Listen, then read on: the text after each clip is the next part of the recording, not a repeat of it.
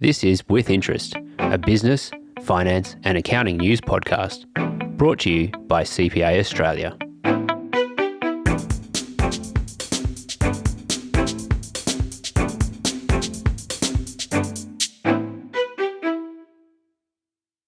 Welcome to CPA Australia's With Interest podcast, bringing you need-to-know information for business and accounting professionals. I'm Patrick Viljoen, Senior Manager ESG Policy at CPA Australia. And I'm Subramanian, Senior Manager Reporting and Audit Policy at CPA Australia. Today we're joined by Terence Jayaretnam, Asia Pacific Climate Change and Sustainability Service Leader at EY, to talk about IFRS S1 and S2, and what these reporting changes mean for businesses and finance and accounting professionals.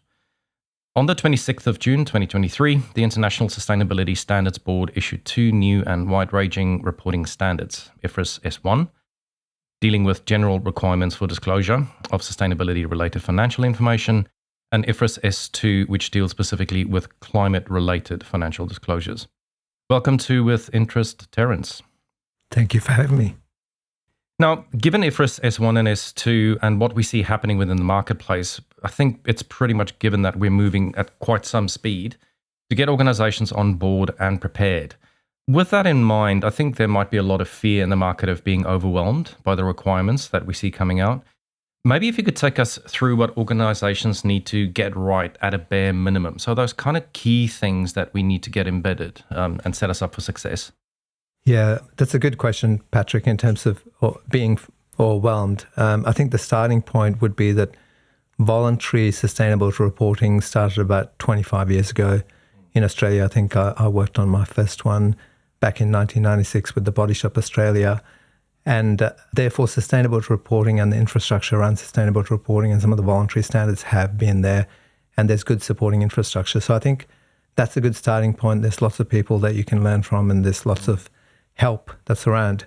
But if I sort of break it down in your question into two sort of answers, one is I think there's a different set of things that the high mature organizations in sustainable reporting need to focus on. So if you've got a high level of maturity, you might need to go into governance adjustments. You might need to go in through a materiality review. You might have done them before, but just in the context of a IFRS S1, doing a gap analysis against both the standards and starting to think about assurance if you haven't had assurance. You may also need to get into a quantitative climate risk work, tying into financial disclosure, as well as some scope 3, which is relatively early. But if you're a lower level maturity, you haven't done sustainable reporting before, you might start with a deep materiality analysis to work out your material issues using IFRS S1 and do a gap analysis, and at a minimum start to set up the governance and risk aspects of the two standards before going into strategy and metrics and reporting. So maybe just on that, because we're talking about quite a bunch of things in here, so larger corporates, smaller corporates, all that kind of stuff, and the considerations are going to be different depending on who we're looking at. Now, if we look at what Treasury is consulting on at the moment in terms of their rollout, they're putting it against Chapter 2M companies and also those that are already captured by or having to report under the ENGA Act. And then also we are aware that Treasury is following a phased approach, so initially for the larger corporates, but over duration and time it's going to move quite quickly over the next several years to also catch smaller entities as part of that net. That poses us with a bit of a problem because the capacity is not the same at the larger end of town as it would be for those lower down the chain. So what are those kind of implications that you can see for smaller entities and their reporting? And then also maybe just to talk about the different kind of skills and capacities that organizations can think of and how they can navigate those kind of changes in reporting requirements. Yeah, again, going back to sort of where this has evolved from, Patrick, organizations have usually had a siloed sustainability team sitting there doing everything from strategy to reporting and looking after assurance and maybe doing some internal education and so on. That's got to change. So I think the more mature end of the market needs to go through a review of their ESG structure and to make sure that the right people and the right teams, for example, the data and assurance component and the reporting will probably move to finance teams. And you're going to have sustainability experts who understand climate data and so on embedded within that team and not sitting outside and building a capacity. At the lower end of town, there isn't a lot of capacity. they haven't had sustainability managers. They've typically, if they've had to do it for B2B purposes or B2C purposes, they've had one part of the function look after it with some external help. And the market doesn't have the capacity to help all of the organizations. Yeah. So I think we will run into a capacity problem. I think there's a real opportunity for educational tools, software, and so on to assist in this process in order to help the smaller end of town. And maybe AI could be helpful. But at this point, the market doesn't have the capacity to support the extent of proliferation of sustainable reporting and disclosure that's going to come through.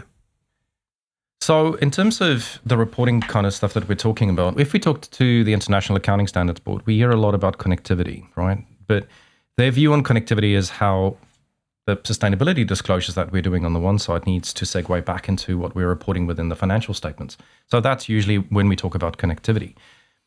If we look at sustainability standards in isolation, or the kind of things that we see coming through the pipeline, whether that's modern slavery or First Nation reconciliation or environmental considerations, there's a level of connectivity between those aspects as well. So I think what we're trying to probably get to is how organizations can better integrate all their considerations. Do you have any advice in terms of how organizations can start thinking about not environment, social governance in isolation, but get more of a holistic, joined up approach?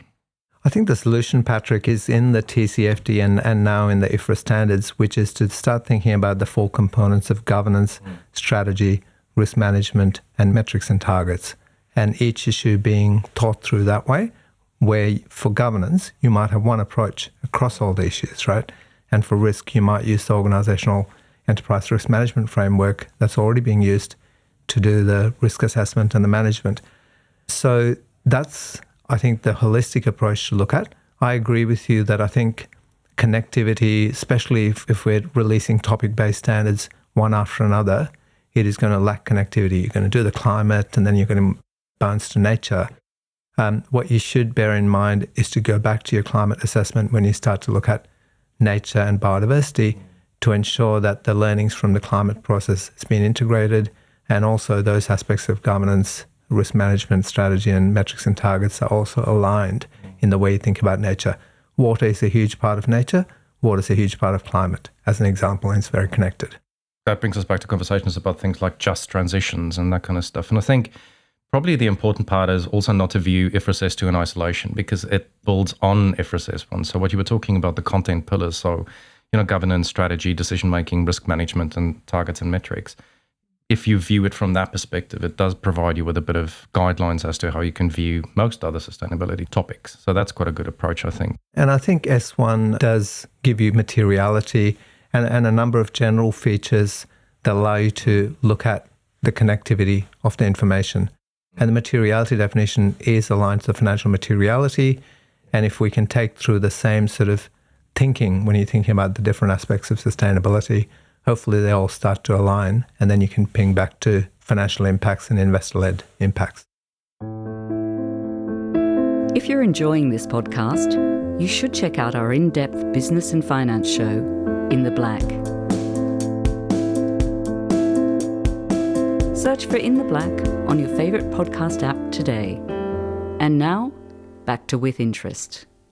I also think in terms of how we can stack what we already have. The ISSB is consulting about human rights at the moment, but if we can think about reconciliation action plans, modern slavery statements, all these things that are already existing within the Australian environment, how could all of that potentially be stacked up to comply to human rights coming in from the ISSB? So the work's already been done. It's just how do you fit all these things together?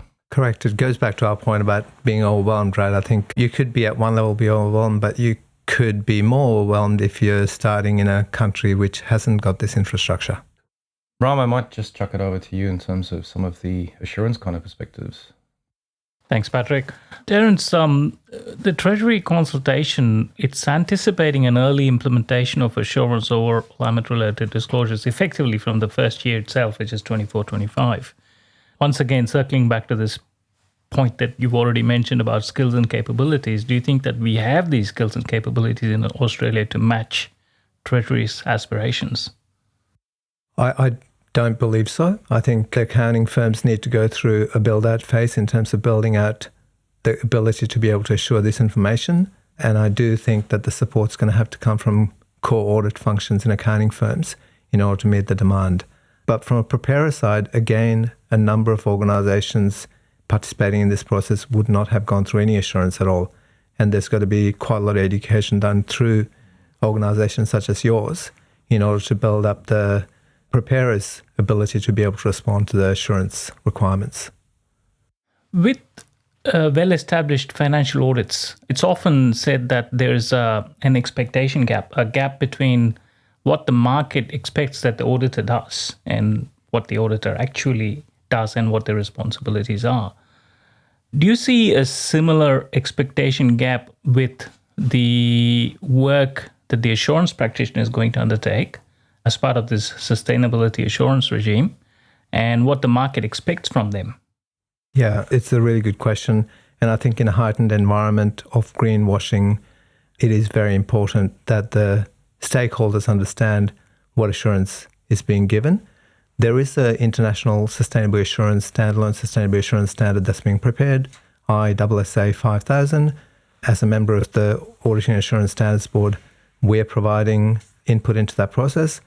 That standard does have a requirement at this draft stage that in an engagement acceptance context requires you to consider broader sustainability issues and ensure that material issues are being reported in the subject matter that you've been asked to provide assurance over. And so I hope that's going to provide a gap between the expectation and the actual. But to date, using ISA 3000, I think a lot of people assume that the whole of the report is being assured, whereas I think in actuality, what happens is might be 3 to 8 metrics that are getting assurance. I expect there's also an educational role here for various stakeholder groups, including CPA Australia, to inform the market as to what the assurance practitioners are doing in this space. Absolutely. And for investors to start to take that approach that you have to start looking at the assurance statement first and then come back to the report. Find out what's being assured and then come back and read the report. So apart from the breadth of reporting that is coming very soon, so this is not just about who has to report, but what also has to be reported. There's also a very rapid progression from limited to reasonable assurance in a relatively short space of time. Do you think that both assurers and those who rely on the climate reporting, so the investors and other stakeholders, would they actually appreciate what the difference is between limited and reasonable assurance? I don't believe the market does. The market to date has vastly been a limited assurance market. The one positive, at least from an EY point of view, and I should mention that there's a lot of resources on the EY website. I'd refer to the Sustainability Disclosure Hub in particular. But from an EY point of view, I'd say we'd been doing almost reasonable assurance to give a limited assurance opinion because of the newness of the information and the issues that are relatively found in sustainability information in terms of accuracy and systems and processes and timeliness and all those sort of aspects. So I think that's the one positive, is that there has been a lot of work done to provide limited assurance, and the leap might not be too much for the assurance providers. But from an assurance preparer's point of view, for assurance, you wouldn't know the difference, and the amount of controls testing, for example, that you might need to do as part of reasonable assurance, there's going to be some education needed. Thanks, Terence. I'll pass back to you, Patrick. This is something that we're all very passionate about, but we'll need to wrap it up. For our members, we do have a range of resources available that will be linked to this particular podcast as well, if you want to get across whether that's the basics or more detailed information about IFRS S1 and S2. You've been listening to With Interest, a CPA Australia podcast. If you've enjoyed this episode, help others discover With Interest by leaving us a review and also sharing this episode with colleagues, clients, or anyone else interested in the latest finance, business, and accounting news. To find out more about our other podcasts at CPA Australia, check the show notes for this episode. And we hope you can join us again for another episode of With Interest. You've been listening to With Interest, a CPA Australia podcast. If you've enjoyed this episode, help others discover With Interest by leaving us a review and sharing this episode with colleagues, clients, or anyone else interested in the latest finance, business, and accounting news.